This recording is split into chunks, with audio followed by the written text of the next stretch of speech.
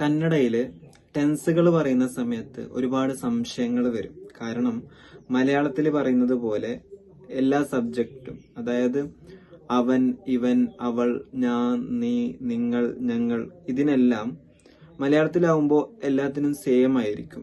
ഞാൻ വന്നു, ഞങ്ങൾ വന്നു, നീ വന്നു, നിങ്ങൾ വന്നു, അതുപോലെ വന്നു വന്നു വന്നു വന്നു എന്നാണ് പറയാം.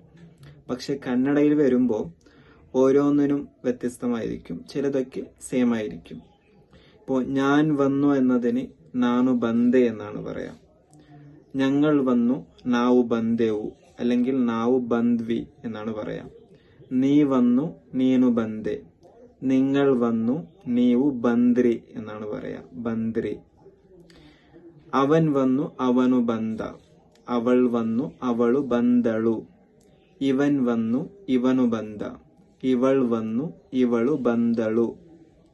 അവർ വന്നു ಅವರು ಬಂದರು, ഇവർ വന്നു ഇവരു ബന്ദറു. ഫോർമൽ രീതി ഇങ്ങനെയാണ്, ബന്ദളു, ബന്ദറു എന്നൊക്കെയാണ്. അപ്പോ ഇൻഫോർമൽ ആയിട്ട് ബന്ദ്ലു, ബന്ദ്രു എന്നും പറയും. അവളു ബന്ദ്ലു, ಅವರು ಬಂದ್ರು. ഓക്കെ, ಇವನು ಬಂದ, ಇವಳು ಬಂದ್ಳು, ഇവരു ബന്ദ്രു, ഇവരു ബന്ദ്രു, അങ്ങനെയും പറയാം. ഓക്കെ, ബന്ദറു എന്നതിനെ ബന്ദ്രു എന്നും ബന്ദളു എന്നതിന് ബന്ദ്ലു എന്നും പറയലുണ്ട്. അപ്പോ വേറെ വേർബ് നോക്കുകയാണെങ്കിൽ, ഇപ്പോ പറയൽ അല്ലെങ്കിൽ പറയുക എന്ന വേർബ്, അതിന് ഇപ്പൊ ഞാൻ പറഞ്ഞു എന്നതിന് നാനു ಹೇಳಿದೆ, നാനു ಹೇಳಿದೆ എന്നാണ് പറയാ. ഞങ്ങൾ പറഞ്ഞു, നാവു ಹೇಳಿದೆವು അല്ലെങ്കിൽ നാവു ಹೇಳಿದ್ವಿ എന്നാണ് പറയാ. നീ പറഞ്ഞു, നീനു ಹೇಳಿದೆ. നിങ്ങൾ പറഞ്ഞു, ನೀವು ಹೇಳಿದ್ರಿ, ನೀವು ಹೇಳಿದ್ರಿ. അവൻ പറഞ്ഞു, ಅವನು ಹೇಳಿದ, ಅವನು ಹೇಳಿದ.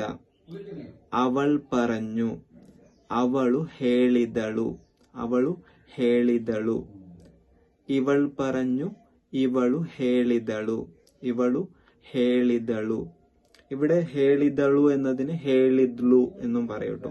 ಹೇಳಿದ್ಲು ഇൻഫോർമൽ ആയിട്ട്, ಹೇಳಿದ್ಲು. അവർ പറഞ്ഞു, ಅವರು ಹೇಳಿದರು, ಅವರು ಹೇಳಿದರು. ഇവർ പറഞ്ഞു, ഇവರು ಹೇಳಿದರು, ഇവರು ಹೇಳಿದರು. ಹೇಳಿದರು എന്നതിന് ಹೇಳಿದ್ರು എന്നും പറയും, ಹೇಳಿದ್ರು. ഓക്കെ, ಹೇಳಿದ್ರು, ಅವರು ಹೇಳಿದ್ರು, ಅವರು ಹೇಳಿದ್ರು, ആ രീതിയിലൊക്കെ പറയാം. അപ്പോൾ ഇതാണ് സിമ്പിൾ പാസ്റ്റാണ് ഇപ്പോൾ പറഞ്ഞത്. അപ്പോൾ അടുത്ത ടെൻസുകളൊക്കെ വേണമെങ്കിൽ കമന്റ് ചെയ്യുക, ഏത് അടുത്ത വേർബുകളൊക്കെ വേണമെങ്കിൽ കമന്റ് ചെയ്യുക, ഏത് വേർബ് വേണമെന്ന് കമന്റ് ചെയ്യുക, ഏത് ടെൻസാണ് പഠിക്കേണ്ടതെന്നൊക്കെ കമന്റ് ചെയ്യുക. അപ്പോൾ അടുത്ത വീഡിയോയിൽ അടുത്ത ടെൻസ്, അടുത്ത വേർബ്സ് ഒക്കെ പഠിക്കാം.